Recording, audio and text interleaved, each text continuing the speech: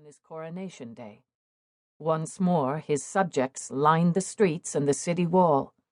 Now he knew many faces and names, and when a child wriggled loose from Verrakaien, baker, and ran to him, he scooped her up. "Gerli, where are you going?" Kieri glanced at the child's mother, who stood red-faced a few paces away. "Give you midsummer luck," the child said, pushing a flower behind his ear. Then she planted a wet kiss on his cheek and wriggled to get down. Kieri set her gently on her feet, and Verrakaien snatched her up, face hardening. "Don't scold her," Kieri said. "Kind hearts are Arianya's children." His own heart ached, thinking of his lost daughter at that age, who had run to him just as eagerly. "If the king doesn't mind, a child's good wishes? Never." He went on then, pausing at the 4 cardinal directions to pour a libation and break a loaf. At noon, he went to the royal ossuary to bring the sun to the dead with garlands of flowers. The seneschal had a basket of fresh leaves ready. Kieri laid the leaves on eye-holes, mouths, ear-holes, and hung the garlands at either end of the ossuary. He felt a welcome from the bones. He sat on the stool the seneschal placed for him between the platforms, and the seneschal set the sun candle before him, its fragrant smoke wreathing about him, then bowed and left Kieri alone. By custom, he would tell the bones how the year went, reassure them or trouble them as it might.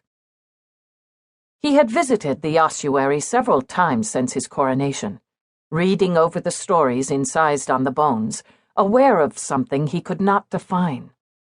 Clouds of feeling from this one and that, not all of them. But always the seneschal had attended him.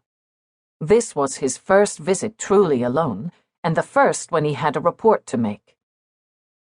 He let his mind quiet, trying to drive away that persistent resentment of the lady's neglect, and then began, talking to the bones as if they were living men and women, his ancestors, standing around him. He told of the coronation, of the many conferences with his council, his assessment of the sires he had met, his concern about the lack of trade, the slow withering of the land's economy, his concern about the danger from Pargun, and what seemed to him an unreasonable aversion to preparations for defense. "And the elves and humans are still estranged," he said into the silent, near darkness. A chill ran down his back, as if behind him someone had stepped out with drawn sword. He felt a tension in the silence. True listening, it seemed. It could not be, he told himself, and yet the hairs stood up on his arms. He did not glance around. He would not give in to the fear. The lady of the ladies' forest.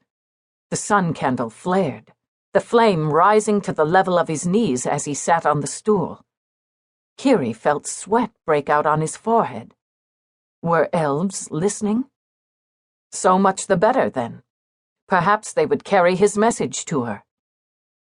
He laid it all out in plain words, in a voice flat with suppressed anger.